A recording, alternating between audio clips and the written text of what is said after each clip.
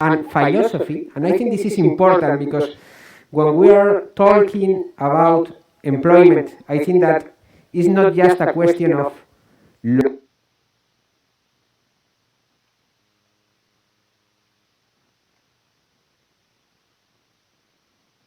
law, it's not just a question of economics, but it's also a question of humanity. And I think that Matthias, he has this profile about humanity as well.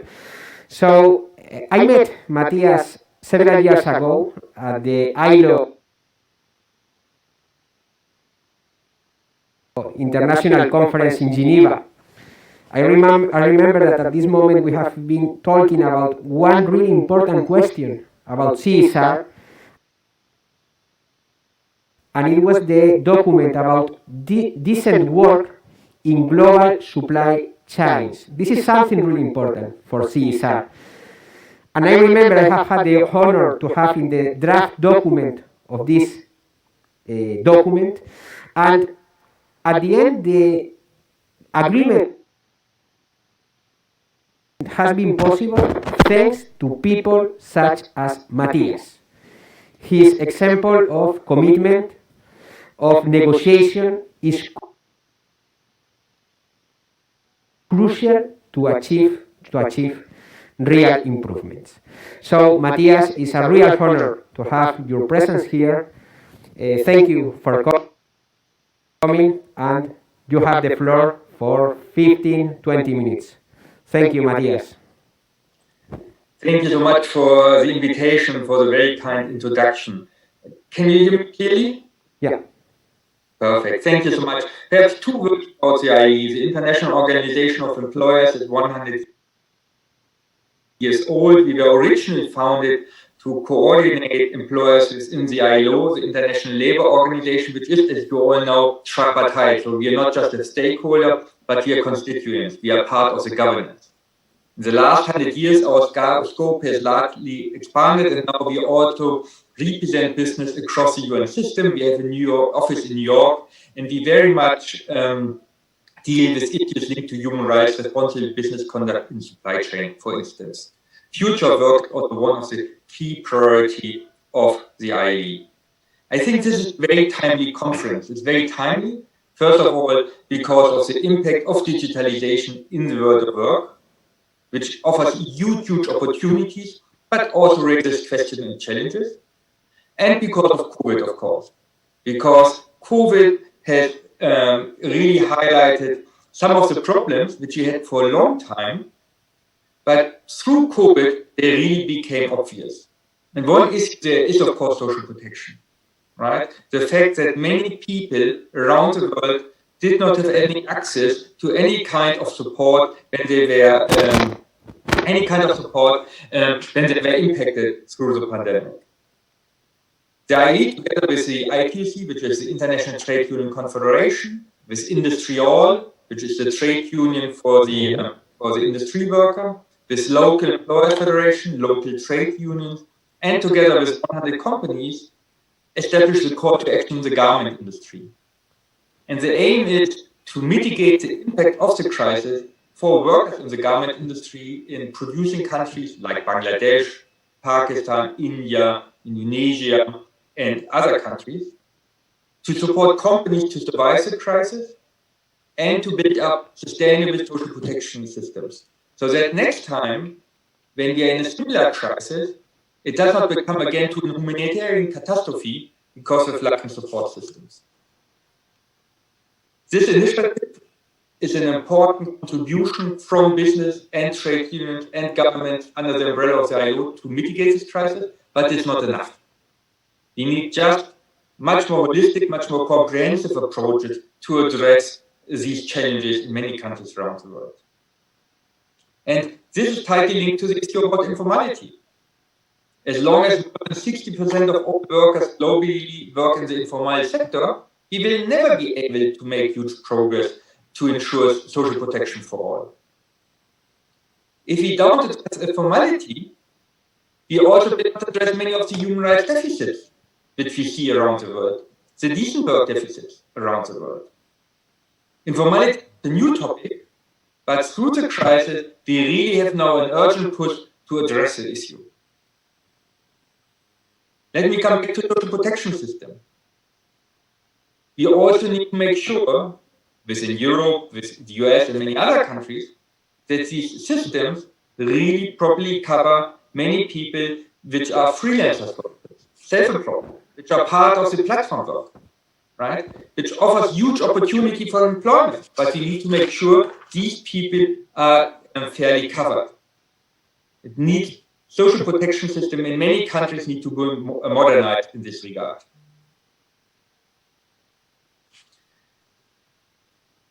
This crisis has shown the need for leadership. Leadership in the political world and leadership in the corporate world. Right? And what we have seen is that companies respond to these needs, but of course there is challenges. Companies, CEOs act in a certain environment. And one part of this environment is that they are subject to always and ever shortening reporting cycles. If you have to report on a quarterly basis,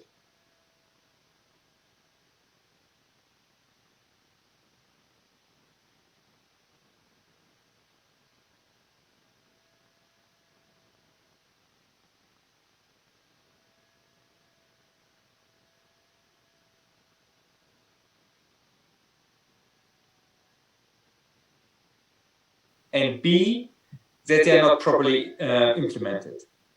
And this is, by the way, also the result of the study of the Alliance 8.7 of the ILO on child labor and forced labor, which showed that the vast majority of child and forced labor is in the purely domestic economy, like in North Africa, it's more than 90%, purely domestic, no link to international supply chains. And it's linked to the fact that laws are not properly implemented and are not in line with international labor standards. Let me give some other numbers for you. More than 40 countries have not ratified the fundamental principles and rights at work. More than 40 countries. More than 70 countries criminalize against homosexuality. In more than 20 countries, the husband can decide whether the wife can go to work or not. In more than 100 countries, women do not have access to all jobs. You know, they're restricted, or they're permitted, or they're not allowed to enter certain jobs. And we all saw that in Russia, just 2 weeks ago, the first woman was allowed to become a train driver, which is a good example for this. So it is in these very difficult environments that corporate leadership is really needed, but it is, of course, also the most challenging one. How can a company try to create a place of work where everyone can live with their identity, when at the same time they have to report to law enforcement, to the police, the sexual orientation of the employees? How can they promote equal opportunities, how they can push the agenda of women empowerment, when at the same time the husband at home can decide whether the woman can go to work or not? These are systemic issues which we need to address in a collective manner. The company alone will not be able to do that. And we as social partners, employers and worker organizations, of course, have a key role to play in that, right? We bring not only the voice of the real economy to the table, but we also can have to reach out to SMEs, which are the bulk of the economy everywhere, right? We can raise awareness. Together as social partners, we can go to the government to ask for change. And one of the big successes which we had at social partners is, for instance, Qatar and the ending of the kafala system, where a company would never have been able to end the kafala system, but social partners, employers and trade unions at international level and local level were able to move the agenda there, and then together with the government were able to change this legislation. Key issues in the future work context which we as social partners need to address are linked to skills development. All surveys show that the skills people have when they come out of school, when they come out of the VET system, are not in line with labor market needs. It's about lifelong learning, apprenticeships, and it's about flexible work arrangements. And we need to engage constructively as social partners. A government alone will never be able to decide how a VT system should look like. What should the curriculum look like? The skills which are needed are so quickly changing, the government alone will be lost. It is really employers and workers organization which has to bring their input. Social dialogue is not an aim in itself. If it does not serve the workers, if it does not serve the companies, we will not engage anymore in it. Right? We have to make sure that social dialogue addresses the real needs of both workers and employers to address these issues.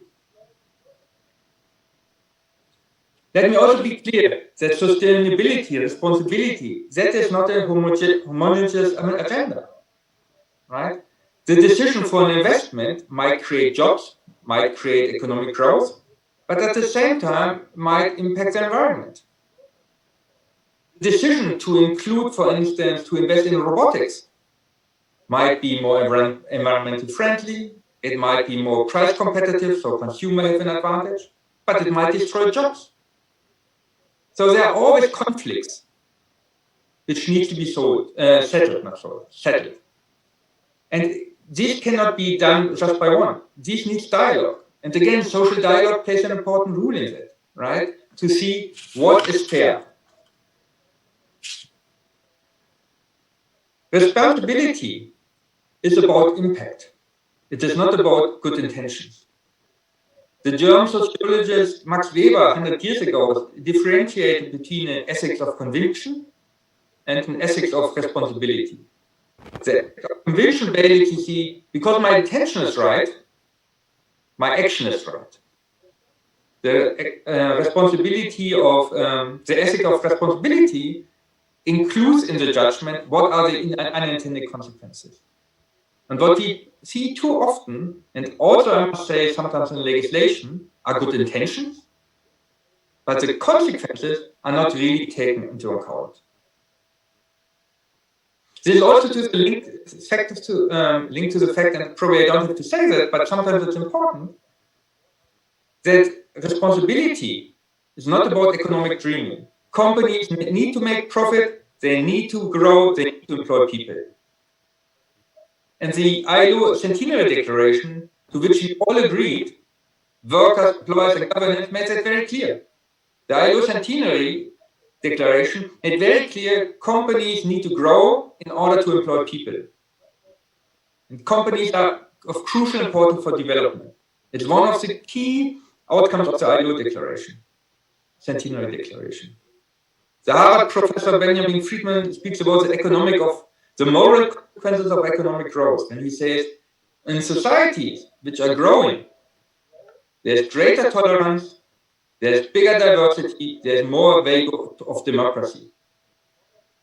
And I think that is something we all can see also from our practical experience. There are key instruments which are the North Star when it is about responsibility and who has to do what. The important one is the UN Guiding Principle on Business and Human Rights, which clearly say governments have the duty to protect the human rights of their citizens and companies have the responsibility to respect. And the fundamental principle in right at work, by the way, are directly included and referenced in the UN Guiding Principles. These UN Guiding Principles at the moment are looked at because they have now their 10th anniversary this year. They were endorsed in 2011.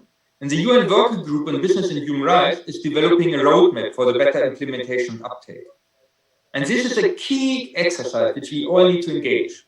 Because we all agreed on the UN Guiding Principles, but we all agree now that the uptake has not been as big as it should be. So we need to think about how we can make sure that governments better protect the human rights and how we can support companies so they fulfill their responsibility to respect. From the IE side, we have been very engaged in this issue, and I only can encourage all of you to also give your input and your say on it. The roadmap for the better implementation will be endorsed by the UN Human Rights Council in June this year, so it's high time to get engaged on that. COVID-19 has really also highlighted the responsibility of all of us as individuals right? Wearing a mask, not going to a party, washing the hands. All of these individual behavior, which became more important than it had ever been before. And I think this important for individual behavior has also a big input on the big issue on the responsibility when it comes to how do I act as a consumer? How do I act, which kind of product, when I choose a product I will buy? So COVID-19 really is also in this regard a push for me as an individual to take my responsibility seriously. One big, I would say, sun on the horizon is also the fact that COVID-19 has increased the openness for partnerships. Now, in order to mitigate the impact of the crisis, organizations are partnering with each other, which even didn't speak before with each other. And this is also something we need to take over in the post-COVID times. This openness, we work together. We agree, we have difference on opinion on many issues, but we might have a joint purpose, and there we can collaborate. So for me, these kind of conferences you are organizing is a good starting point to identify potential partnerships. From the IE, we are more than open to engage in these, and I'm looking forward to the discussion. Thank you so much.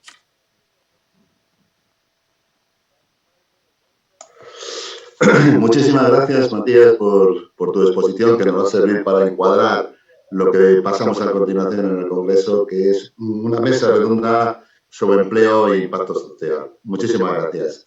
Lo que vamos a intentar ver a continuación es esta gran oportunidad de bajar a tierra aquellas ideas que Matías ha expuesto tan bien en este momento y que creo que es muy interesante, que es ver cómo la responsabilidad social corporativa tiene una responsabilidad enorme en los temas de empleo e impacto social.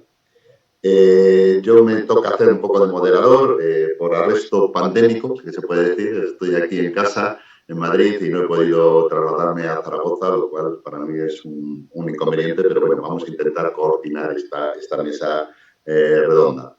Tengo tres magníficas personas que van a estar dando sus opiniones desde perspectiva totalmente diferente para enriquecer claramente el debate posterior. Y bueno, pues yo simplemente voy a hacer una pequeña introducción para que sepáis de la visión que en este momento se está estableciendo sobre el tema de los diferentes ámbitos de discusión sobre la responsabilidad social corporativa, el empleo y el impacto social. Deciros que todos que hemos trabajado sobre los temas de los objetivos ODS, sabemos que el objetivo 8 de los ODS es el objetivo sobre el trabajo decente y crecimiento económico. Y ahí ya se plantea uno de los elementos fundamentales, que muchas veces cuando nos planteamos temas de responsabilidad social corporativa no pensamos que lo primero que hay que hacer en cualquier responsabilidad social corporativa es empieza con la gestión de las personas de tu propia empresa y con la gestión de tu responsabilidad hacia las obligaciones y los derechos laborales, tanto de los trabajadores directos tuyos como de los trabajadores indirectos en tu círculo o entorno colaborativo, como dice Susana Tudor. A mí me preocupa mucho siempre 4 ámbitos en los temas cuando se habla de responsabilidad social corporativa y empleo, y que sirva un poco como introducción al debate que posteriormente vamos a establecer. Primero, claramente, es la responsabilidad social corporativa sobre el empleo.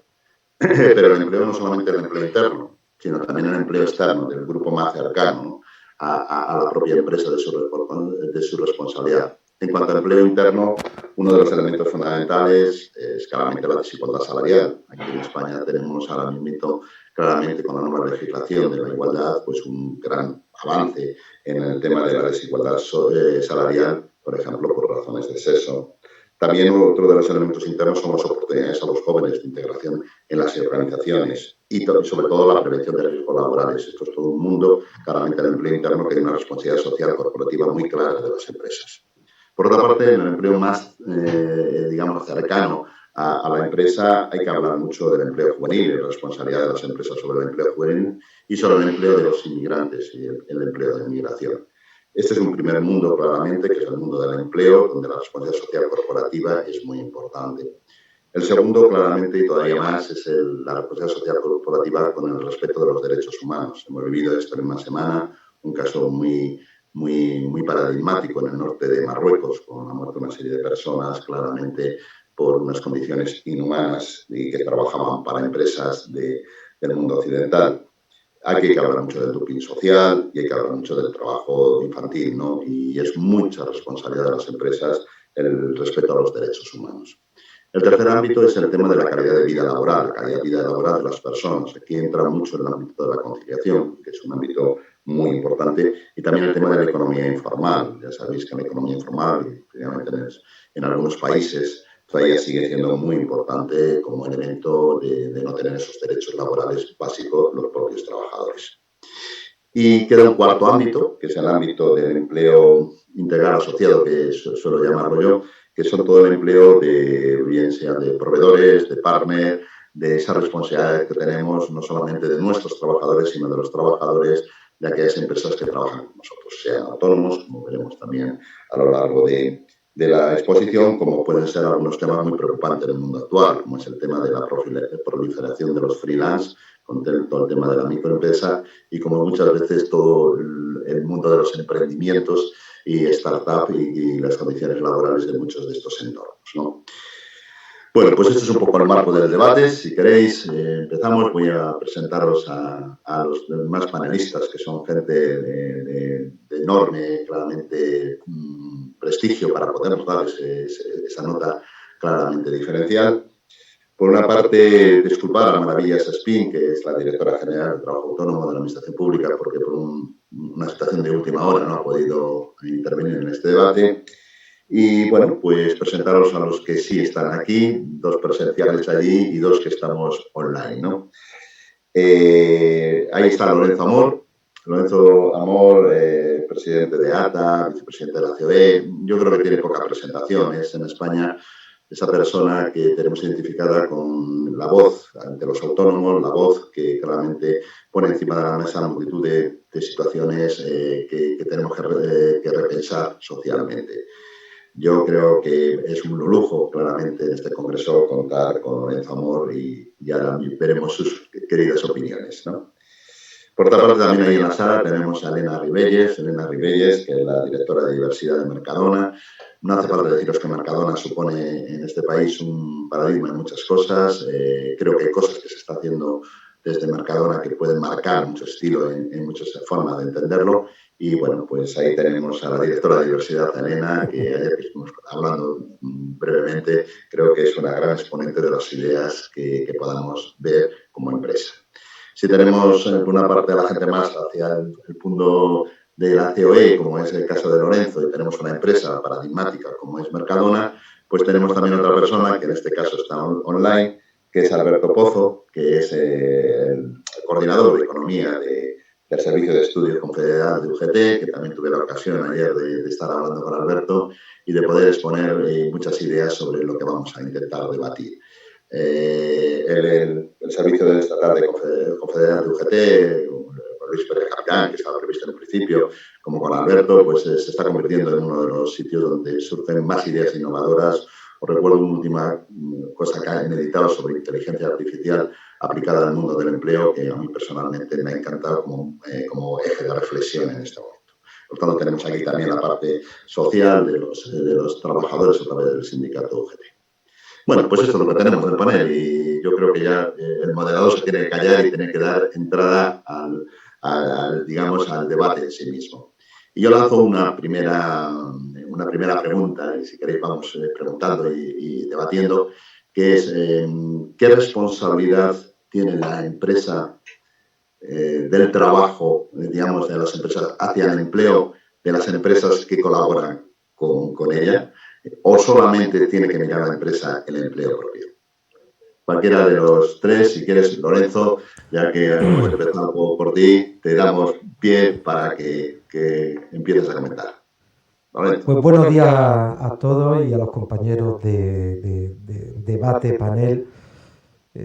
A ver, Javier, yo, como presidente de ATA, también estoy en el ámbito empresarial como representante de COE, pero es que en un autónomo se da una doble dualidad. la dualidad de persona que presta unos servicios para una empresa que forma parte en gran medida de sus recursos humanos, aunque no por cuenta ajena, sino más bien como cuenta propia. Y cada vez estamos viendo cómo la dirección va a un crecimiento de empresas que trabajan de forma predominante, o sea, de autónomos que trabajan de forma predominante, aunque no en exclusiva, para empresas. Vamos viendo que hay una parte de relación empresa-autónomo, donde hablar de responsabilidad social, donde hablar de compromisos de los que tú has hecho mención, son muy importantes, ¿no?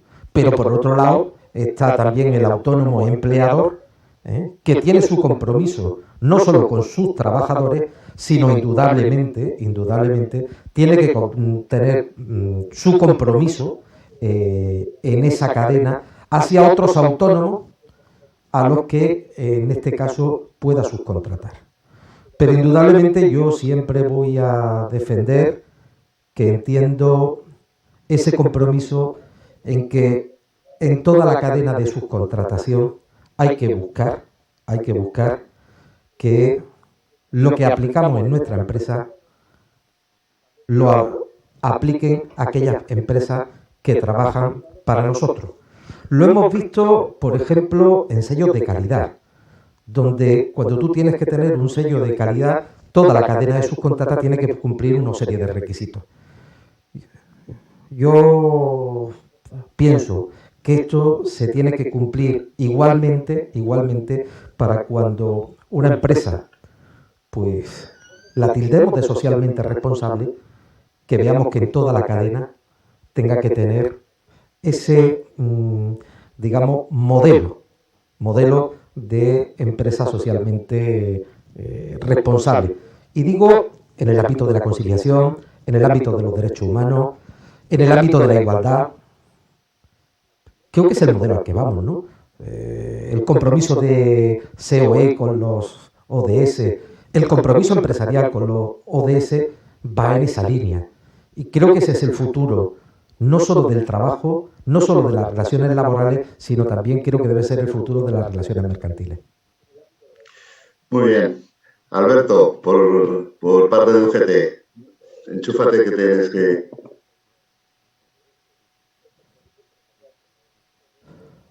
Sí, Alberto. Sí. Hola, ¿qué tal?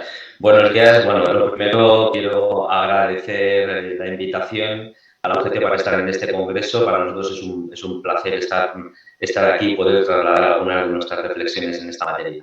Yo creo que, si me permitís, lo primero es incluso extender la apreciación que hacías, Javier, en materia de hasta dónde llega la responsabilidad solamente a la plantilla interna o también a la cadena de valor, a la cadena de suministro. Bueno, yo es que creo que tenemos que partir que el concepto de responsabilidad empresarial y diría que el concepto de integridad, de decencia en la actuación empresarial debe entenderse como un todo y así debe juzgarse. Es decir, no podemos admitir disociaciones en el comportamiento de responsabilidad de las empresas, como no podemos hacerlo en el comportamiento decente de las personas.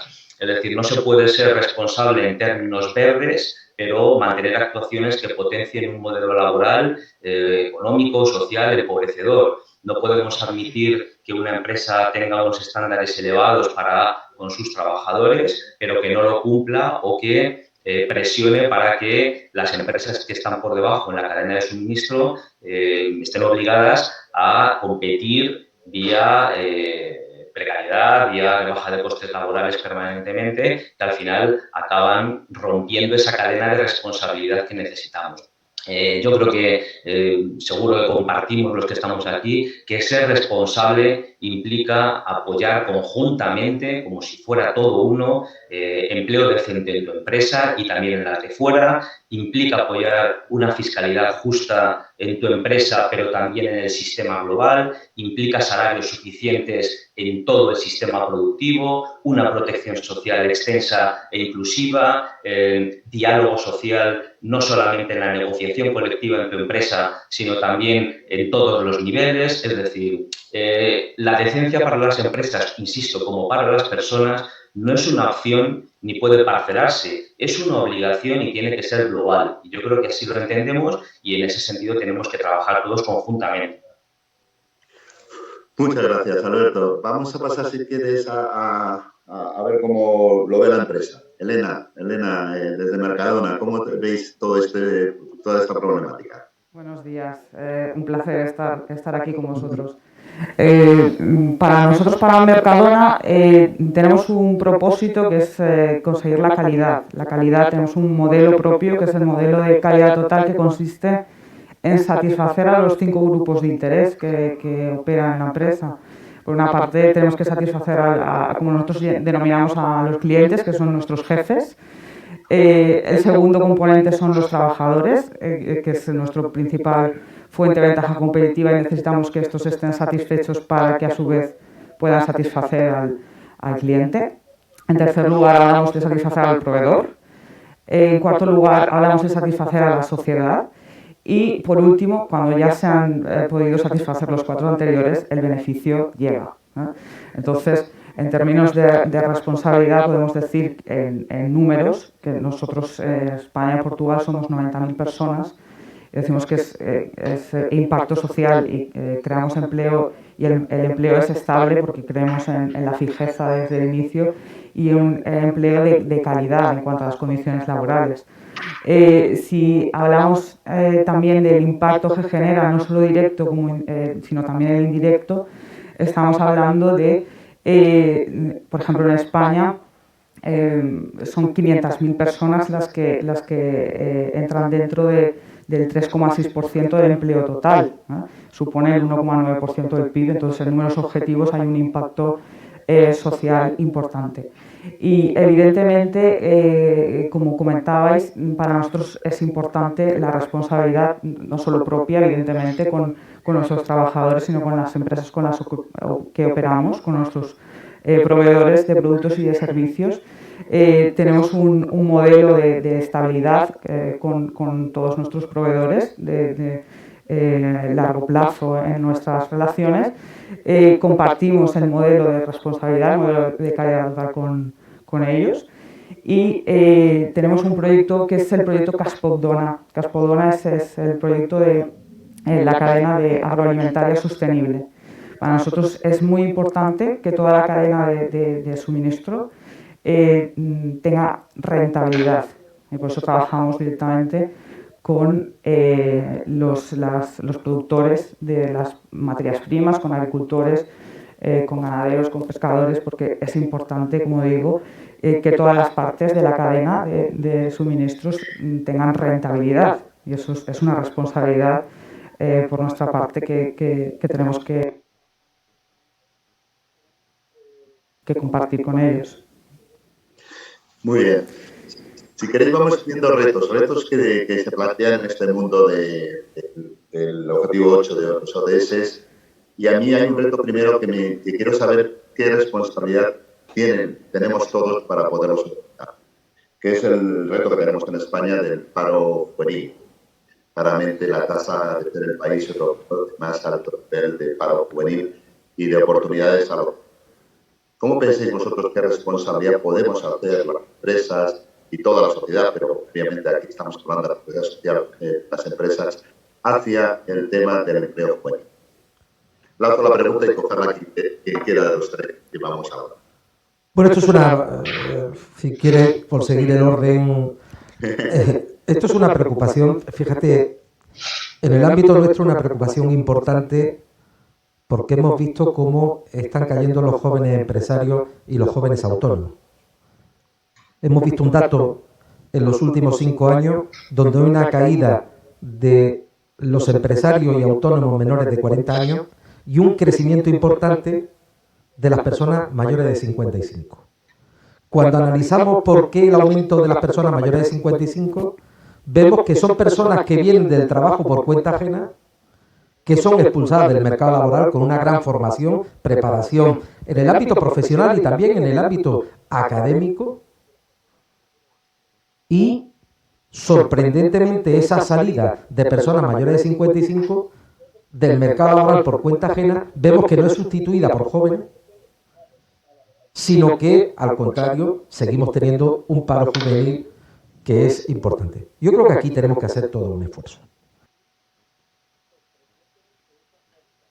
Un esfuerzo, por un lado, en la cultura emprendedora para el joven emprendedor, porque esos jóvenes emprendedores de hoy son los empresarios del futuro de mañana y son los que van a generar los puestos de trabajo de mañana, y aquí hay que hacer un esfuerzo tremendo, cultural, educativo, de eliminación de trabas y de un país, como se presentó ayer, una nación emprendedora de verdad. Pero cuando se habla de nación emprendedora, se habla de que el que emprenda, cree empleo, genere actividad, no se le deje en la cuneta el día de mañana porque fracase, sino que se le permita segunda oportunidad.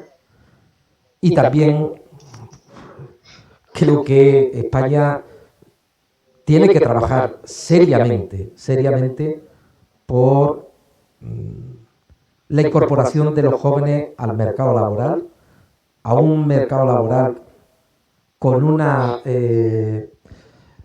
incorporación más efectiva y más duradera. Pero también eso parte de una base, y lo hablaba con Elena antes, de un cambio de mentalidad cultural.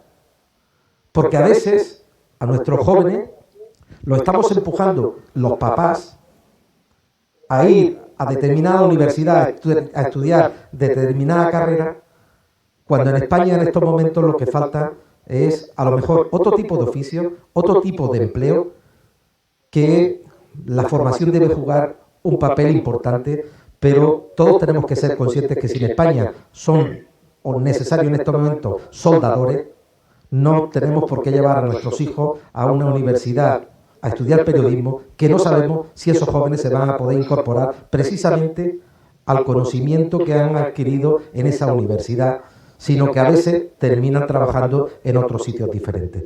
Pero sí es verdad, creo que es una asignatura pendiente. Estamos en cifras del 40% de paro juvenil, y aquí todos, administraciones, y en el ámbito de los agentes sociales, pero sobre todo también en el ámbito empresarial, tenemos que hacer una apuesta decidida para eliminar esas barreras que hoy están impidiendo que los jóvenes puedan incorporarse de verdad al mercado laboral. Sí. Alberto. Sí, estoy muy de acuerdo con algunas de las cosas que ha comentado ahora mismo Lorenzo. Yo creo que el tema del empleo juvenil tiene dos derivadas. Por una parte, la que tiene que ver con la creación de empleo general, y aquí es muy importante el papel de las políticas activas de empleo, de las políticas de inserción, bueno, este es un tema que nos daría para mucho, pero que tiene que ver sobre todo, como digo, con la generación de empleo y con el incentivo a la incorporación de los jóvenes, el plan de garantía juvenil y demás instrumentos que se han creado, creo que ayudan, pero que tienen que perfeccionarse. Pero yo creo que a efectos de lo que estamos hablando, a mí me interesa destacar que hay dos conceptos que creo que se han tergiversado en su utilización de manera muy perversa y que conviene que seamos conscientes de ello. Por una parte, el concepto de flexibilidad y por otra, el de emprendimiento. La mala utilización del concepto de flexibilidad laboral y la mala utilización del concepto de emprendimiento creo que han devenido en un blanqueamiento social de la precariedad extrema, que no denunciamos suficientemente. Y me explico.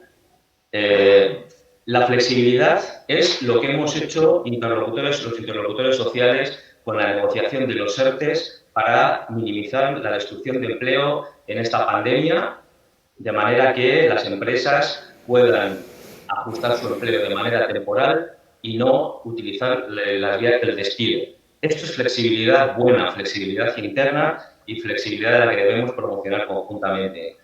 Pero a veces llamamos flexibilidad a simplemente abaratar el despido y facilitar el despido. Y esto lo que ha provocado es una enorme rotación y, sobre todo, una enorme rotación de los jóvenes, que son además los que sufren una elevadísima tasa de temporalidad, de una utilización impropia de los contratos temporales. Esta flexibilidad tenemos que ponerla en su sitio y tenemos que atacar la temporalidad abusiva que se centra sobre los jóvenes.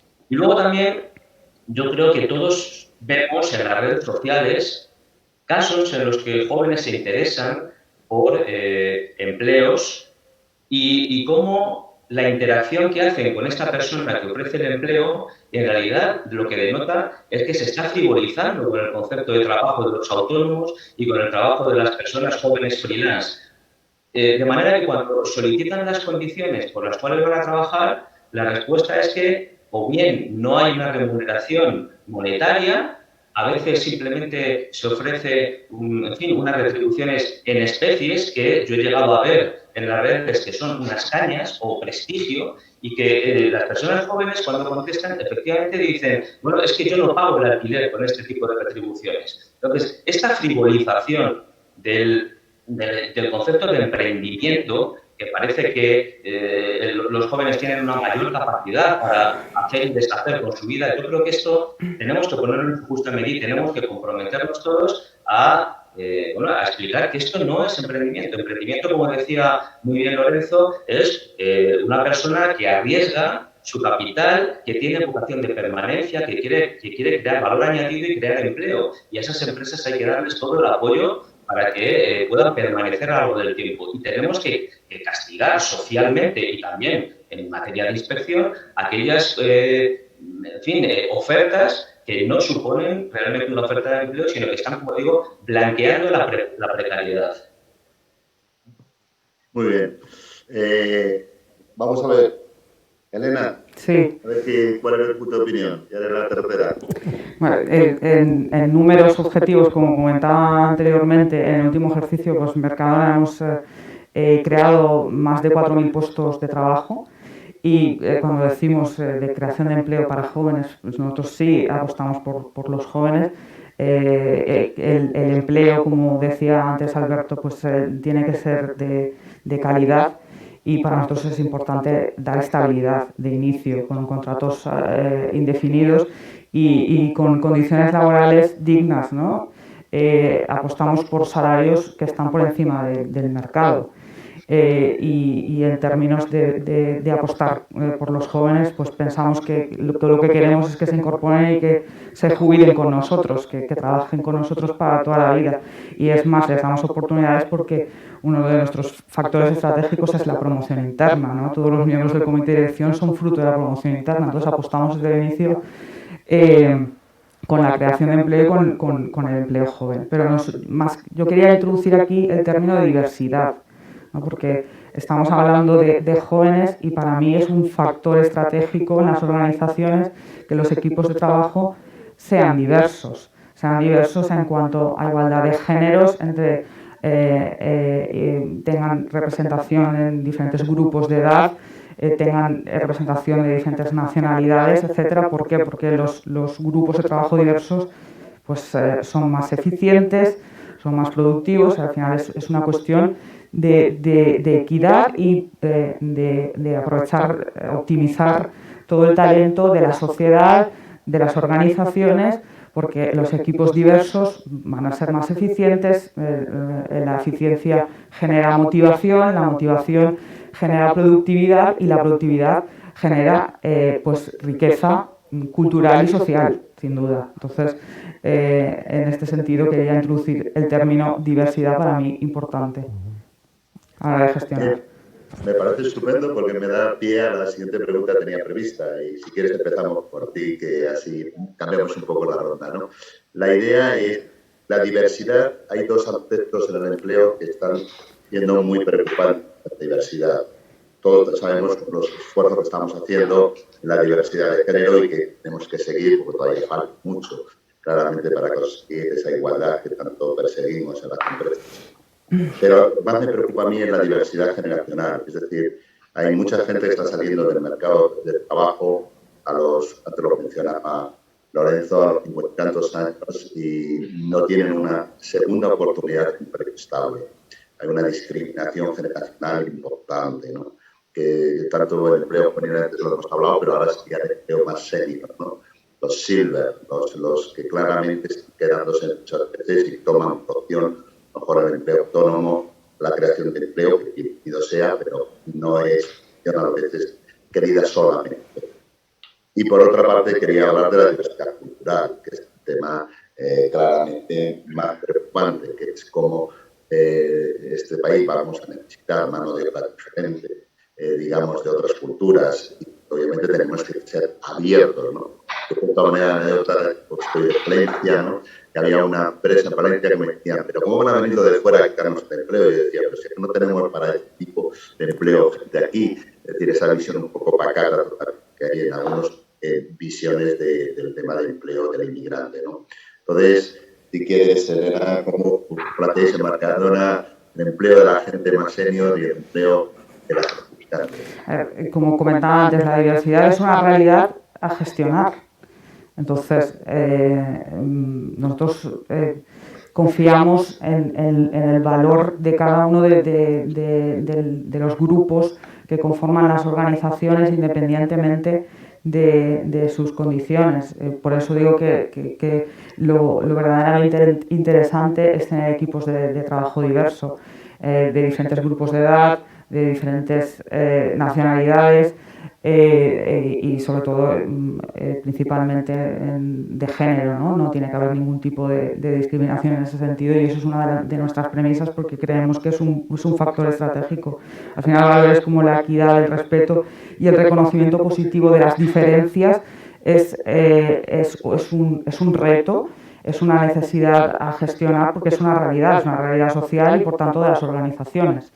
Entonces, nosotros en ese sentido podemos decir que en la compañía no hacemos ningún tipo de distinción ni en el acceso ni en la gestión de las relaciones laborales. Lorenzo, Alberto. A ver, hay una parte que quizás en tu exposición, Javier, seguramente ha sido sin querer olvidado, que es la diversidad funcional y que a nosotros es un tema que nos preocupa mucho. Y tengo que decirlo, vuelvo a insistir, como doble representación. La LIMI se cumple en muchas empresas por el ámbito de personal laboral y en otras casas por subcontratación, donde hay que decir que el autónomo con diversidad funcional pues juega un papel también importante, que presta servicio a varias empresas o muchas empresas, y es un tema que, bueno, durante años ha insistido, creo que ahora estamos un poco, que lo hemos alejado del debate y creo que es algo importante volver a insistir de la importancia del cumplimiento de la normativa en este ámbito, de que cuando hablemos de igualdad, de diversidad en el ámbito laboral, de género, de raza, cultura, no olvidemos también a las personas con diversidad funcional. Insisto en lo que decía antes, que en el ámbito de las personas mayores de 50 años, ¿no? O sea, yo creo que el entorno importante o el entorno idílico sería que esas personas mayores de 50 años, y antes que hablábamos de empleo juvenil, acompañaran, cada senior acompañara a un joven durante los primeros años de incorporación a esa empresa, para que viéramos cómo el joven va creciendo y el senior, su experiencia, y que está de salida, ojalá mientras más tarde mejor, la puede trasladar a ese joven. Pero sí es verdad que este es ahora que se está hablando, o se está en el debate de las pensiones, estas personas mayores de 55 años hay que buscar una solución. Y hay que buscar una solución porque cada vez vivimos más, cada vez vemos que la edad legal de jubilación y la real está incrementándose, y dejar a muchas personas con 55 años en un limbo laboral es un problema. Para ellos, para el futuro, para el sistema para el sistema, pero creo que también es una pérdida de experiencia para el ámbito empresarial. Alberto. Sí, sí, bueno, no, absolutamente, ¿no? Las personas trabajadoras mayores o más mayores suponen un capital indispensable para las empresas por su experiencia, por su conocimiento.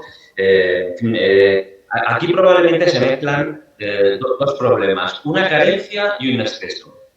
La carencia es en materia de formación. España ha tenido a lo largo de décadas un problema de estrategia de formación a lo largo de la vida laboral. Y este problema de formación se traduce en que hay cambios que se producen en el ámbito productivo que no se traducen de la misma manera en la cualificación y la capacitación de las personas dentro de las empresas. De tal manera que en muchos casos ven como más fácil la sustitución de estas personas por nativos tecnológicos, por personas jóvenes, por millennials, como queramos llamarlo, que se incorporan ya con unos conocimientos que estas personas más mayores no se les ha formado a lo largo de su proceso de vida profesional. Y yo creo que esto es algo que tenemos que solucionar. El plan de recuperación, de transformación y resiliencia que está ahora mismo bueno, en formación, en debate, y que hay que remitir a Europa para crear una economía más sostenible y más robusta, yo creo que es un buen momento, y de hecho hay líneas de actuación en este sentido, para modificar nuestro sistema formativo y que efectivamente dé respuesta a estas necesidades de las personas trabajadoras desde que ingresan jóvenes en una plantilla hasta que se jubilan, a ser posible, con una edad cercana a la edad legal de jubilación, que es lo que todos deseamos. Esta sería la carencia. Y el exceso, que es complementario y que está incentivando esta forma de maltrato a las personas mayores trabajadoras, es el exceso, como decía, de flexibilidad que existe en el mercado laboral. Si las empresas perciben que es más barato y más fácil despedir a las personas y sustituirlas por trabajadores más jóvenes, con menos formación, pero con sueldos más baratos, pues estamos desincentivando este proceso formativo que es fundamental para que las personas mayores continúen aportando su experiencia en la empresa. Es decir, el proceso formativo tiene que ir de la mano de una ganancia de estabilidad en el conjunto del mercado laboral, de una ganancia de estabilidad de las personas dentro de la plantilla de las empresas. Y para eso es necesario aumentar las dosis de flexibilidad interna en la empresa y reducir las puertas de la flexibilidad externa y, en fin, ganar resistencia dentro de la plantilla de la empresa. Yo creo que esto es fundamental. Sobre la cuestión de las migraciones de los trabajadores extranjeros, yo creo que es que si alguien ve que necesitamos absolutamente la aportación de estas personas que vienen de fuera, es que tiene una visión absolutamente distorsionada del mercado laboral, de la economía y de nuestra sociedad. Sin estas personas ni conseguiremos cambiar los modelos productivos como deseamos, ni conseguiremos un sistema de pensiones sostenible a medio y largo plazo. Muy bien. Pues bueno, mi siguiente pregunta, que estaba al hilo de lo que había comentado Lorenzo, es el tema claramente de la incorporación de la gente con diversidad funcional, ¿no?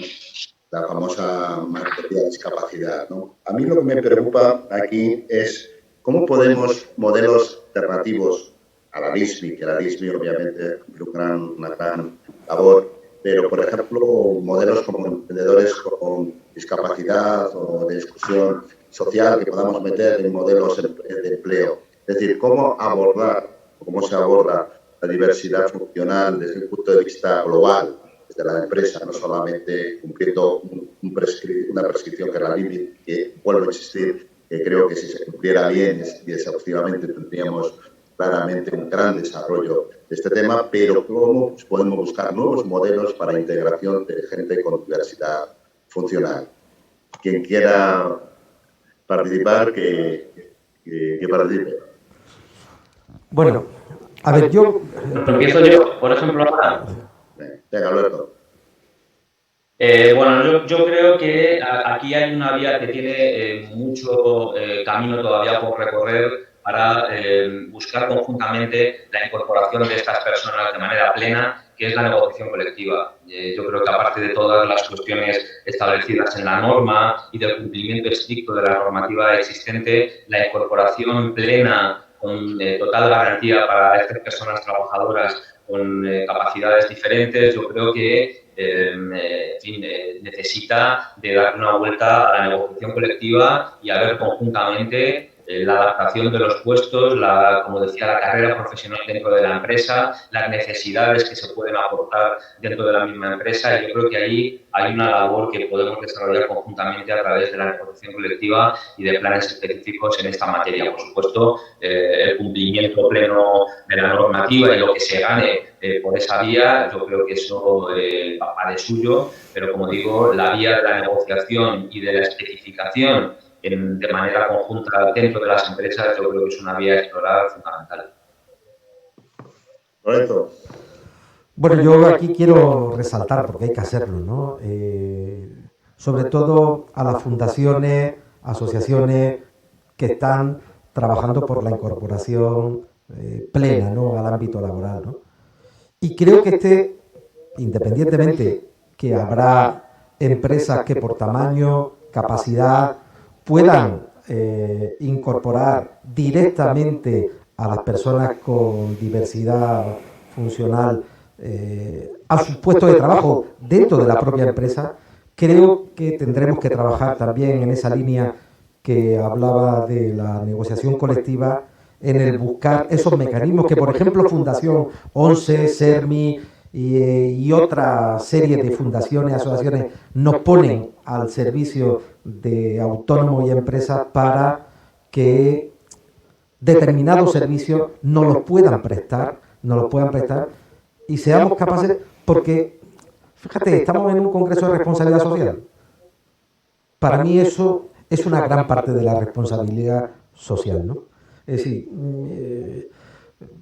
creo que hasta un autónomo, por muy pequeño que sea en cuanto a tamaño empresarial, el saber que se siente socialmente responsable cuando externaliza, subcontrata algún tipo de servicio. Por ejemplo, un resumen de prensa, ¿no?, que pueda hacerlo una agencia de noticias como pueda ser Servimedia, que todos sabemos que está centralizada en el ámbito de personas con discapacidad, ¿no? Y yo creo que hacia eso tenemos que tender, ¿no?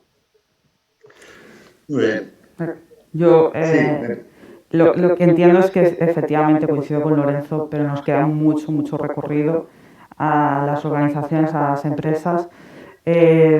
Como decía antes el compañero Alberto, tenemos que estudiar fórmulas que hagan compatibles pues, la ejecución de todos los trabajos para las personas que tienen discapacidad.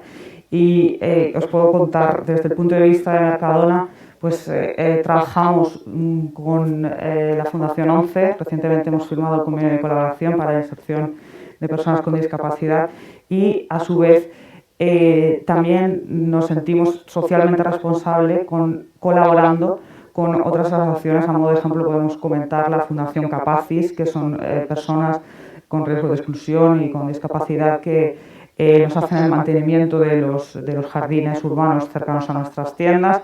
A su vez, el proyecto Trencadís, que son personas con discapacidad que nos hacen los murales decorativos de las tiendas. Entonces es fundamental que esa responsabilidad se traduzca en acciones y en herramientas internas de incorporación de personas y también de cara a ejecución de servicios de cara al exterior y colaboración con fundaciones.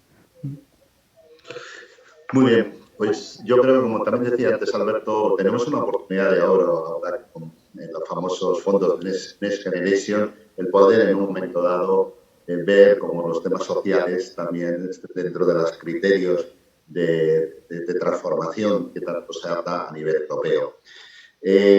Claramente hemos hablado de varios colectivos, pero a mí hay un tema que también me preocupa mucho por la estructura española, ¿no? Lorenzo lo sabe bien, en España tenemos una estructura de pymes muy grande, tenemos una estructura de autónomos bastante extendida y el gran problema para mí es que muchas veces hay empresas que hacen mucha responsabilidad social corporativa plena, pero luego no tiene en cuenta de que los empleados de las pymes o los autónomos tienen también que comer rápidamente, ¿no? Y allí, por ejemplo, el tema de las demoras de los pagos de las compañías. No sé, Loreto, ¿qué piensas tú de este tema? Que es un tema que a mí me preocupa mucho a mí como responsabilidad social, por lo menos aquí en España, en nuestros tejidos que tenemos. Bueno, yo voy a partir con una base. El otro día participaba en un grupo de trabajo de COE como representante de los autónomos a diversos sectores, lo dije muy claro. Y lo mismo que hablé allí claro, lo suelo hacer en público y lo digo. Tenemos que saber muy claramente lo que es un autónomo. Lo define el Estatuto del Trabajo Autónomo y lo define el Estatuto de los Trabajadores. Hoy la Inspección de Trabajo está diciendo dónde hay un autónomo y dónde hay un asalariado. Y los tribunales superiores de justicia y hasta el Tribunal Supremo. No pensemos que un autónomo es un señor que va con una mochila detrás, con una bicicleta, con una moto repartiendo. Y tengámoslo claro. El Estatuto de los Trabajadores, el 1.3G, dice que un autónomo puede ser transportista con vehículo propio y autorización administrativa, pero tiene que llevar el buen fin de la operación y tener su autonomía. Y esto hay que dejarlo muy claro, ¿eh? O sea, tengamos claro lo que es un autónomo y lo que es una forma encubierta de un trabajo asalariado. Y creo que la principal responsabilidad social de todo parte sabiendo, independientemente que hay figuras convencionales que la propia Unión Europea está viendo de nuevas formas de trabajo, pero que tengamos muy claro que nuestra normativa pone muy claro dónde hay un autónomo y dónde hay un asalariado. Oiga, que al final yo trabajo con un autónomo, pero un autónomo de verdad, no una forma encubierta de un trabajo asalariado, pues tengo que tratarlo a esa empresa, a ese autónomo, a esa microempresa, como hablábamos en la primera pregunta, y así lo hemos dicho, con las mismas circunstancias como si fuera alguien de dentro. ¿Por qué? Porque eso, y me ha gustado la expresión que ha utilizado Elena, da calidad a mi empresa, a mi servicio o a mi producto. Y si tú tienes tu cadena de subcontratación con los mismos estándares de calidad que tienes en tu propia casa, tú no solo eres una empresa socialmente responsable, sino que das calidad a tu servicio, tu producto y tu empresa. Y hombre, yo esto, sabes que soy un viejo luchador de este tema, ¿no? Todos los años veo empresas que presumen de ser socialmente responsables, pero pagan a sus proveedores a 150 días, a sabiendas que la ley dice que hay que pagar a 60 días. Bueno, cumplir con los proveedores como con los trabajadores a la hora de pagar sus nóminas o los servicios que nos prestan es una de las condiciones para ser socialmente responsable. Bien, ¿a una otra visión? Elena. Bueno, yo lo comentaba anteriormente, ¿no? O sea, es fundamental para ser responsables socialmente, pues que la interacción con los proveedores sea responsable, evidentemente. Entonces, el cumplimiento de los objetivos de pago es fundamental.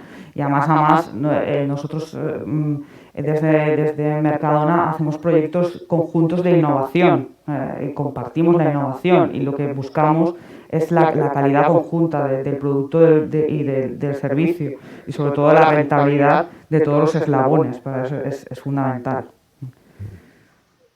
Alberto. Bueno, sí, no, es que, claro, el retrasar el pago a una empresa que tiene que a su vez pagar salarios en su plantilla es lo mismo que pagar tarde a un trabajador de la plantilla que tiene que pagar el alquiler a fin de mes. Es lo que hablábamos antes. La responsabilidad social de las empresas, el trabajo decente no tiene que ver solamente con los estándares que elijamos de manera discrecional porque nos convenga. Es una cadena absoluta, es un concepto integral y hay que respetarlo todo. No se puede tener un comportamiento, digamos, ejemplar en materia de sostenibilidad medioambiental si resulta que no pagas a tus proveedores o a tus trabajadores o que tienes a la gente rotando permanentemente. Es decir, es un concepto absolutamente integral. El concepto de las economías de plataformas no son sino el último eslabón de una cadena de precarización que venimos arrastrando de hace 40 años. Es decir, el proceso de externalización productiva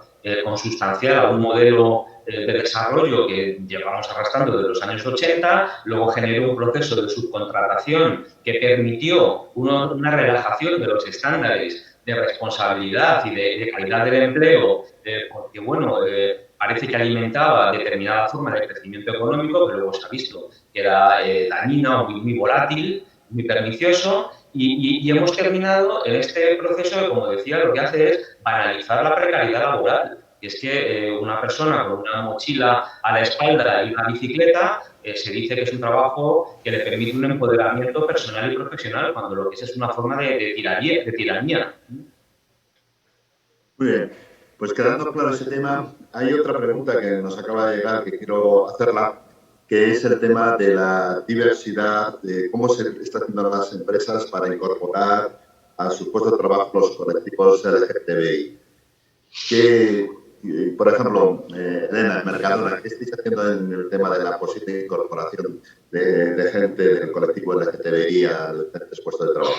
Bueno, eso también es una labor, como comentábamos antes, con las personas con discapacidad que está por desarrollar. Lo cierto es así. Nosotros, de entrada, no hacemos ningún tipo de discriminación por ninguna condición, ni en la incorporación, ni en el desarrollo de la vida profesional dentro de la compañía a ningún colectivo, independientemente de su condición sexual. Para nosotros eso no es ninguna diferencia. Sé que, bueno, ahora se está tramitando la ley, ¿no?, de igualdad de género y de identidad sexual, pero creo que eso es una realidad social que tenemos que entender, que las empresas con toda la naturalidad tenemos que gestionar. O sea, no veo que tengamos que hacer algo diferente para este colectivo, porque desde luego para nosotros no existe una diferencia en ese sentido. Bueno, yo comparto con lo que acaba de decir Elena. Creo que cometeríamos un error por parte de las empresas y de las administraciones si discriminamos por razón de tendencia sexual, y creo también que cometeríamos un error si intentamos impulsar alguna norma que obligue a la empresa a entender que tiene que cumplir unos estándares de contratación por tendencia sexual. De verdad, creo que es algo que no está en el ámbito del trabajo y, oiga, estamos de acuerdo y compartimos con que ha habido una importante incorporación de la mujer, que hay que trabajar por la igualdad real en el ámbito de las empresas, que hay que trabajar por ese 50-50, que hay que trabajar también pues por la mejora y eliminar las brechas en el ámbito de la igualdad, pero tampoco queramos buscar ni en la negociación colectiva ni en ningún ámbito, porque si no mañana podemos llegar también, y lo hemos estado hablando en el debate, que las plantillas tengan que tener la misma proporción de jóvenes menores de 30 años que de personas mayores de 55. O sea, la libertad de empresa y de contratación, pues tenemos que marcar unos estándares, pero hay ámbitos en los que, desde luego, ni discriminación ni regulación. Alberto. Bueno, no, aquí efectivamente lo que sí hay que tener es de nuevo una especial beligerancia con las actitudes en las que se refleja, siquiera en fin, con baja intensidad, como se dice algunas veces, cualquier tipo de rechazo o de comportamiento discriminatorio con las personas del ámbito LGTBI o en fin, con otros ámbitos, ¿no? Entonces, aquí no se trata tanto como de establecer medidas de discriminación positiva, sino de tener muy claros los protocolos a seguir y ser especialmente estricto en el cumplimiento y en la vigilancia de que no se produzcan este tipo de comportamientos que a veces, como digo, son sutiles y son en fin, no están a la vista, pero que sí la empresa tiene que poner todo a su alcance para detectar este tipo de comportamientos de acoso, de discriminación y atajarlos inmediatamente. Es decir, no es tanto promocionar, sino evitar que se produzcan estos comportamientos discriminatorios que tenemos que reconocer que todavía existen. Vuelvo de nuevo al ejemplo de las redes sociales. Es increíble lo que hace una cuenta anónima cuando expresa sus opiniones bajo una carátula, ¿verdad? Un nick que no conocemos quién es, y la cantidad de disparates que se dicen. Bueno, pues ese tipo de comportamientos no tenemos ninguna duda de que se traduce también en comportamientos, en fin, malsanos en el ámbito social y en el ámbito empresarial también, y hay que atajarlos con toda dureza. Bien, hay otro ámbito de empleo que en España todavía tenemos algunas situaciones, que es el tema de la economía informal. Es decir, todo lo que sabemos que no pasa por los rigores estrictos de la economía formal, ¿no? Quiero aludir y quiero unir este análisis de la economía informal y ámbitos donde todavía existe y persiste con otro tema de mucha actualidad, el tema famoso de Andorra, ¿no? El tema de la elusión fiscal que alguna gente está haciendo y que yo creo que también es un tema que socialmente tiene mucha responsabilidad social, obviamente, ¿no? Entonces, ¿qué os parece, y quieres empezar por ti, Lorenzo, cómo combatimos por una parte la economía informal, tanto existe, y por otra parte, cómo socialmente podemos destacar estos problemas de elusión fiscal que estamos viendo últimamente? Si te parece, Javier, intervengo, me despido de vosotros porque tengo que salir de Zaragoza para Madrid y así esta es mi última intervención, y concluyo agradeciendo a los organizadores del Congreso la invitación y a los compañeros pues de esta mesa también que haber estado con vosotros, ¿no? A ver, a mí uno de los temas que me preocupa cuando hablamos de economía informal, ¿qué hablamos? ¿De economía de subsistencia? ¿Hablamos de economía sumergida? A veces se habla tanto del ámbito de que en España pagamos pocos impuestos, que la presión fiscal en España con los países de Europa. Lo primero que hay que decir que la presión fiscal de España con el resto de los países de Europa no es que esté más baja, sino que dividido entre los que pagamos, pues sí parece más baja, pero con una diferencia. La tasa de economía sumergida en Europa es del 12% y en España el 24%. Si evidentemente todos pagaran lo que es la presión fiscal de España, para todos bajaría.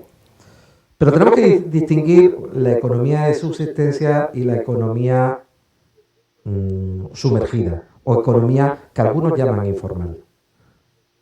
Bueno, estamos viendo que dentro de esa economía informal, pues ha habido a veces compañías que no han dado de alta en cotización a la seguridad social a determinadas personas porque lo enmarcaban dentro de lo que se llama economía colaborativa. Pero sin embargo, si hablamos en el sector del transporte, que lo hemos visto, del reparto, hemos visto como la mayoría de las empresas pues tienen a sus transportistas pagando sus cotizaciones y pagando sus impuestos. Los autónomos sufrimos la economía sumergida. La sufrimos porque nosotros a duras penas hacemos frente a nuestras cotizaciones y nuestros impuestos. Oiga, yo entiendo que la gente tenga que buscarse la vida. Y vuelvo a insistir, defiendo que pueda haber una economía de subsistencia, pero no defiendo que en la puerta de negocios que están vendiendo y pagando impuestos, pues se tengan que poner personas a vender los mismos productos falsificados. Me da igual si pertenecen a mafias, a dónde pertenezcan, pero a quien le corresponda eso no puede ocurrir. No puede ser que tú llegas a la puerta de un mercado de abastos y en la afuera hay una persona con una mesa plegable vendiendo fruta, cuando la persona que tiene que estar en el otro sitio está pagando sus impuestos y sus cotizaciones. En España tenemos un problema, ¿eh? Y el problema que tenemos que tanto la Inspección de Hacienda como la de Seguridad Social siempre va a los que están en la base de datos, nunca a los que se anuncian en la farola y los buzones. Y eso es un problema, porque siempre vamos tarde. Acudimos cuando ya ha habido un accidente laboral. O ha habido alguna denuncia o algo. Pero los datos son dramáticos. Se realizan cada día 500.000 actividades económicas que no cotizan en el régimen de autónomos ni pagan impuestos. 500.000 actividades económicas. Y eso es insostenible para aquellos que están pagando impuestos y cotizaciones. Y lo que estoy diciendo lo vemos todos los días, porque tú llegas en el buzón de tu casa y te dicen te pinto la casa entera y te ponen un móvil sin dirección. Eso lo vemos todos los días. Claro, luego llama y te dice, no, esto es sin IVA. Dices que los autónomos ofrecen sin IVA. No, es que ese señor no es autónomo.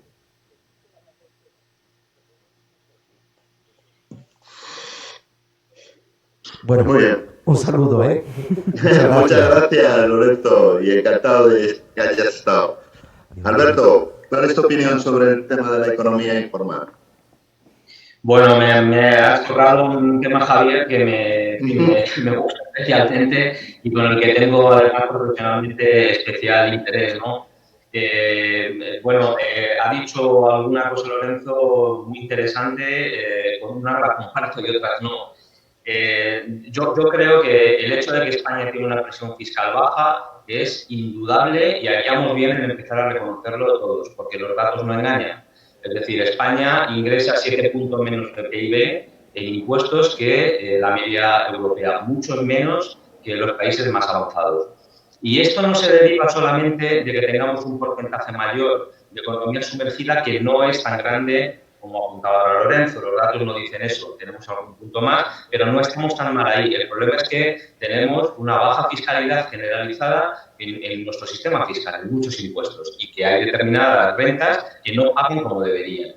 Estamos perdiendo al año en torno a 75.000 millones solamente por esta baja tributación generalizada. Es evidente que hay que repartirla mejor. No digo que todo el mundo tenga que pagar más, eso no es posible, sino que hay gente que debería pagar más y otra. Esto es un hecho indudable y tenemos que reconocerlo y deberíamos compartir esto.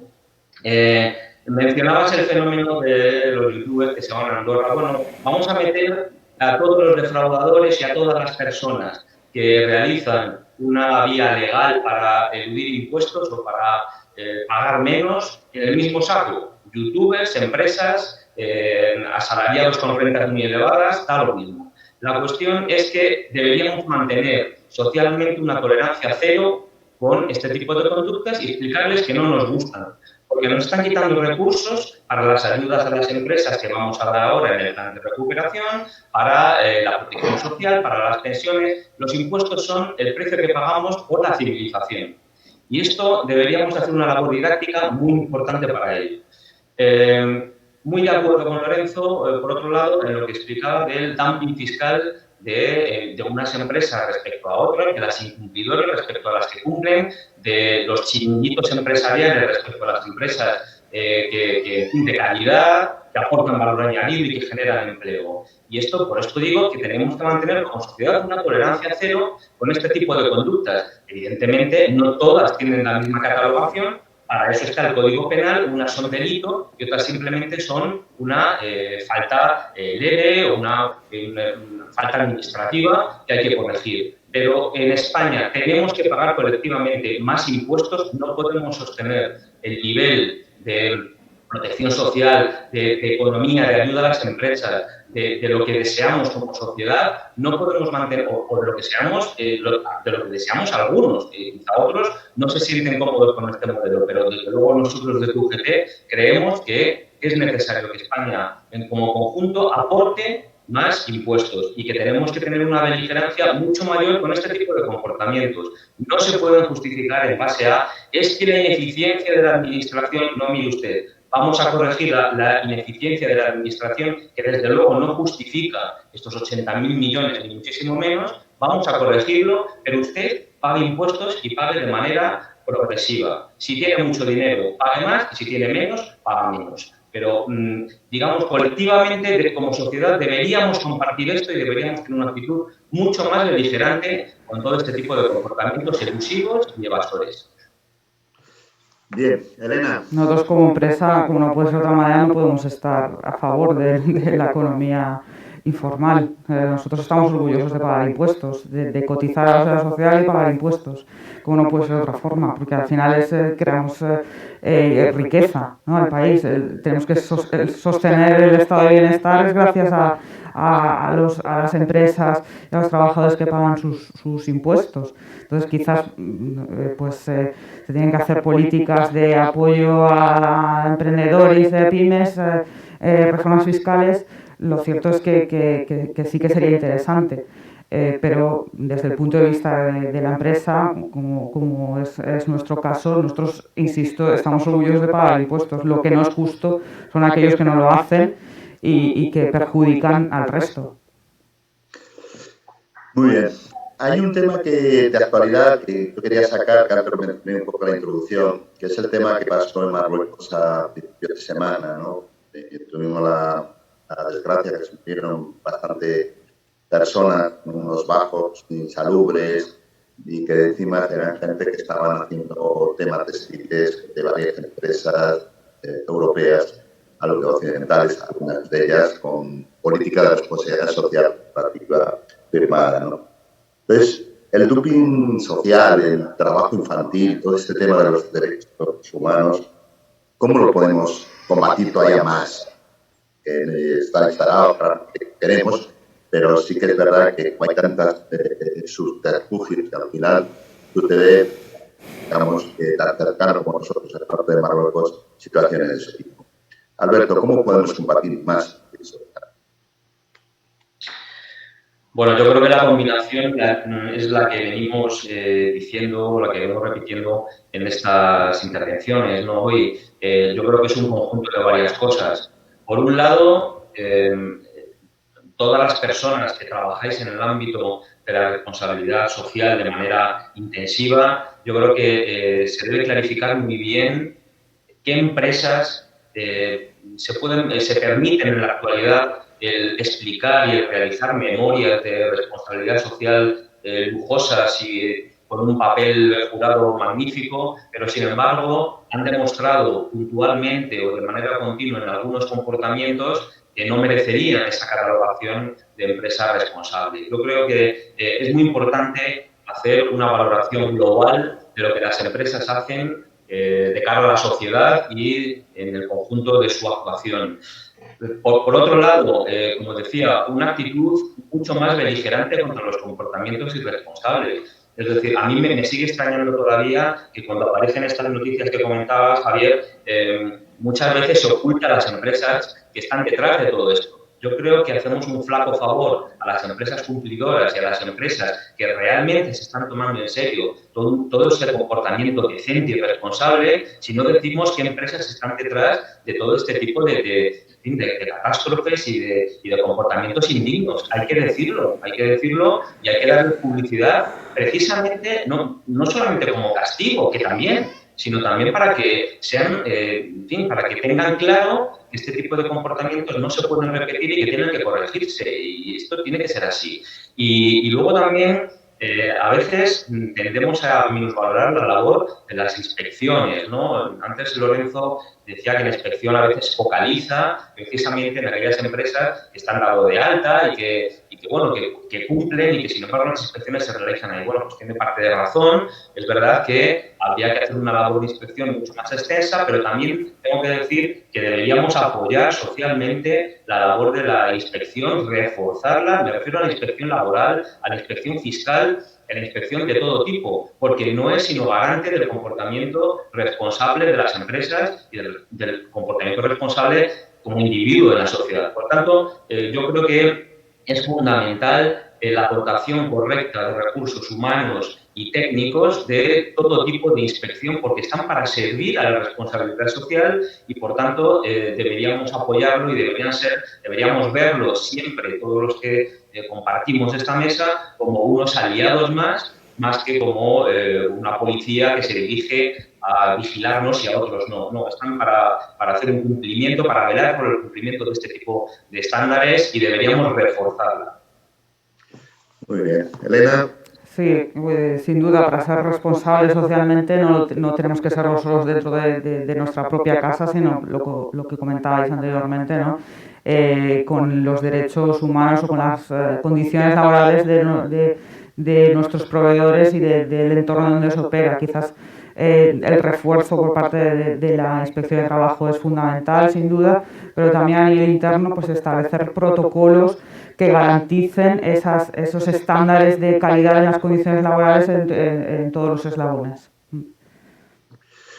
Muy bien, pues ya para acabar me encantaría contar algunos temas que a mí también me preocupan mucho, que es todo el tema de la tecnología y la responsabilidad social sobre el empleo. Y voy a mencionar dos temas que quiero que me comentéis vuestra opinión, ¿no? Un primer tema es una moda que hay ahora mismo en Estados Unidos que a mí me preocupa mucho, que son plataformas, entre comillas, de subasta de trabajo. Pones un trabajo en una plataforma y los autónomos o personas que quieran van subastando. Yo lo haría por tanto, yo lo haría por otro. Claro, ellos dicen, nosotros no hemos hecho nada, nosotros tenemos un trabajo en una plataforma y cada uno coja si quiere ese trabajo y además, como siempre tienen a la baja, va a ser todavía más barato, por lo cual se beneficia el receptor de ese trabajo. Esa es una realidad que las plataformas, como bien dice esta psicóloga que ha escrito libros sobre el mecanismo de plataformas, pues es claramente una cosa que están surgiendo. Y lo segundo está más cercano, ¿no? En enero ha salido una ley de desarrollo de la inteligencia artificial en las inspecciones, ¿no? Claro, que ya no hay inspecciones solamente físicamente, sino que exista la posibilidad de que un robot mire si tú estás cumpliendo una norma o no. Estas dos novedades tecnológicas, ¿cuál es vuestra opinión y cómo una reflexión más sobre la tecnología y la responsabilidad social corporativa? Bueno, no. Alberto, o Elena, disculpa. Que las nuevas tecnologías es una realidad a gestionar, no nos tiene que asustar, lo que tenemos que hacer es adaptarnos a ellas. El problema viene cuando se trata de potenciar la precariedad laboral o de una merma de los derechos laborales o de los derechos humanos. Entonces ahí viene una problemática a gestionar. Pero la realidad informática o la realidad tecnológica es algo que tenemos que gestionar y no nos tiene que dar ningún miedo. Lo tenemos que integrar dentro de nuestras organizaciones y dentro de nuestros modelos de gestión. Sí, Alberto. Sí, bueno, yo comparto plenamente esta opinión, ¿no? El avance tecnológico ha venido para quedarse y lo que tenemos que hacer es gestionarlo y gestionarlo de manera responsable y sostenible. Y hay formas de hacerlo y yo creo que el diálogo social entre los interlocutores sociales es una vía que hay que reforzar para que esto lo hagamos de manera conjunta, porque si no es muy difícil hacerlo. Respecto a los dos temas que comentabas, bueno, lo primero, me gustaría, he hablado antes de la inspección de todo tipo, pero me gustaría específicamente poner en valor la valiosísima labor que lleva desempeñando durante décadas, especialmente en este contexto tan complicado de relaciones laborales difusas, la inspección de trabajo, porque está haciendo una labor ejemplar y esto que hablabais antes de los riders es una labor que han realizado desde distintos ámbitos territoriales de la inspección de trabajo y gracias a ellos está aflorando este empleo asalariado que eran claramente falsos autónomos y está aflorando y como esta actuación muchas otras y por eso digo que es importantísima la labor de la inspección. En este sentido, todo nuestro apoyo y todo lo que sea digamos, poner en valor de cualquier forma la capacidad que tienen para llegar a todos estos empleos que cada vez son más complicados de aprender y de llegar a ellos, pues adelante. Eso sí, sin menoscabar su autonomía, a veces se proponen algunas cosas que pueden sonar imaginativas, pero bueno, los propios inspectores son los más capacitados para saber si esto les ayuda en su trabajo o por el contrario supone desviar la atención de lo realmente importante. Y sobre el tema de las plataformas de subasta de trabajo que mencionabas, bueno, vuelvo a algo de lo que decía antes, ¿no? Esto me parece que difiere muy poco del señorito en la plaza del pueblo subastando empleos y eligiendo a los que están dispuestos a hacerlo por menor cantidad de trabajo. Bueno, esto es la antirresponsabilidad, ¿no? La antirresponsabilidad social. Entonces, se trata de fomentar un modelo productivo que está justo en las antípodas de lo que la responsabilidad social y la decencia del empleo impone. Esto yo creo que no nos lleva nada más que una mayor precarización y creo que todo esto es posible por esta banalización de la precarización extrema de la que hablaba. Es decir, existe poco castigo social, existe también, lógicamente, poco castigo directo o penal y yo creo que esto, en fin, esta vía deberíamos establecer un consenso entre los interlocutores sociales y los gobiernos para intentar atacar estas formas de actuar porque nos llevan por un camino que solamente supone, como digo, una precarización extrema incompatible con cualquier forma de trabajo decente y de responsabilidad social empresarial. Muy bien, pues son las 11:31, teníamos hasta las 11:30. Para mí ha sido un placer dirigir esto, aunque de esta forma tan rara, de no tener esa presencia, esos abrazos que tanto tenemos que darnos para generar relación social. Esperemos que en el siguiente congreso podamos hacerlo. Agradecer mucho a Elena y a Alberto, que sois los dos que habéis quedado conmigo aquí, y también a Lorenzo, que está participando, igual que a Matías, tu intervención previa. Y bueno, deciros simplemente que hemos hecho un paso de todas las temáticas, no me ha quedado ninguna pero y bueno, espero que los participantes en el Congreso se haya podido llevar una visión general de todas las problemáticas que en este momento el objetivo 8 de la OCDE, es el tema del trabajo decente y el crecimiento económico, está dando de sí en este momento.